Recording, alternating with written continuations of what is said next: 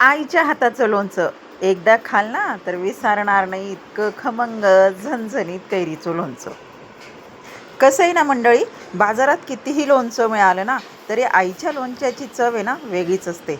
आणि आज तेच मी तुम्हाला दाखवणार आहे की आईनी कशा प्रकारे लोणचं बनवलं आहे की जे खमंग तर असणार आहे, झणझणीतपणे आणि वर्षभर टिकणारं असं कैरीचं लोणचं.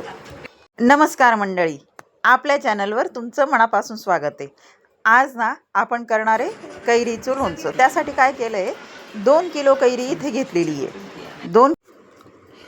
2 किलो कैरी स्वच्छ धुवून सुकवून कोरडी करून मग तिच्या ना फोडी बाहेरूनच करून आणलेल्या होत्या. आणि इथे पहा आईनी ना प्रमाण कसं घेतलेलं होतं.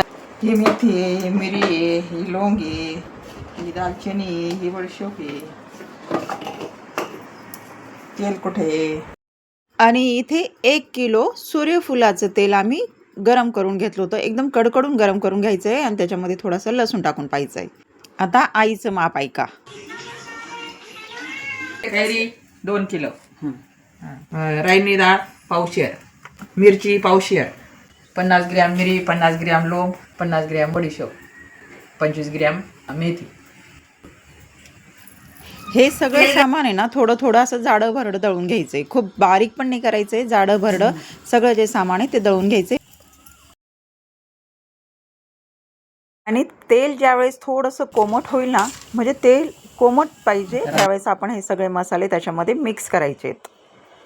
आपण जे मसाले दळून घेतले आहेत ना जाडे भरडे, ते सगळे ह्या तेलामध्ये मिक्स करायचे. आणि याच्यामध्ये कोणताही मसाला भाजायचा नाही आहे, न भाजता आपल्याला टाकायचं. याच्यामध्ये आईने टाकून घेतलं आहे हिंग. आता हिंग अर्धा चम्मच 1 चम्मच एवढा आपण टाकू शकतो. व्यवस्थित सगळे मसाले मिक्स करायचे आहेत. आणि मग याच्यामध्ये टाकायचे आपल्याला मिरची पावडर. मिरची आहे आपली पावशर, तर ती आपण घरी आणून पण दळू शकतो, पण आता सध्या मी आयतच वापरलेला आहे. मीठ किती आहे? पावशेर. हळद 25 ग्रॅम. याच्यामध्ये ना तेलामध्ये ज्यावेळेस तेल थोडंसं कोमट राहील ना, थोडंसं अगदी किंचितसं कोमट राहील, तर त्यावेळेस आपल्याला हे मसाले सगळे याच्यामध्ये ॲड करून घ्यायचे, व्यवस्थित मिक्स करून घ्यायचे. आणि मीठ पण पावशेर मीठ घेतलं आहे, 25 ग्रॅम हळद घेतलेली आहे. आता हे मसाले टाकलेलं जे तेल आहे ना, तर ते एकदम थंड होऊ द्यायचं आपल्याला. थंड झाल्यानंतर याच्यामध्ये कैरीच्या फोडी आपल्याला टाकून घ्यायच्या आहेत. व्यवस्थित मिक्स करायचं आहे की प्रत्येक फोडीला मसाला व्यवस्थित लागला गेला पाहिजे. व्यवस्थित सगळ्या फोडी ना मसाल्यामध्ये पूर्ण मुरल्या पाहिजे, इथपर्यंत आपल्याला व्यवस्थित मिक्स करून घ्यायचं आहे. आणि म्हणूनच आत्ताही ह्या वेळेस तेल का नाही टाकलं मी, की हा मसाला आहे ना पूर्ण कैरीला ज्यावेळेस लागतो, कैरीचा आंबटपणा मसाल्यामध्ये उतरतो ना, तर त्यावेळेस चव खूप छान लागते.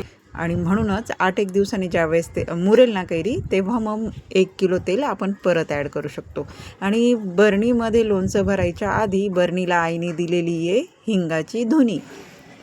गॅसवर तवा ठेवायचा आहे, तवा गरम करायचा, त्याच्यावर हिंग टाकायचा आणि ही काचेची बरणी त्याच्यावर उलटी धरायची. उलटी धरल्यानंतर ती हिंगाची जी वाफ आहे ती ह्या बरणीमध्ये भरली जाते.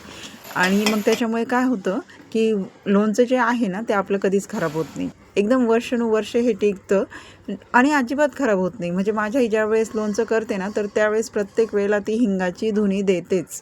त्याच्यामुळे आजपर्यंत तरी कधीच लोणचं खराब झालेलं नाही आहे. एकदा तुम्हीही करून पहा आणि जर करत असाल तर मला कमेंट करून नक्की सांगा. अशा प्रकारे मस्त असं तिखट झणझणीत एकदम भारी एकदम झक्कास असं लोणचं तयार झालं आहे.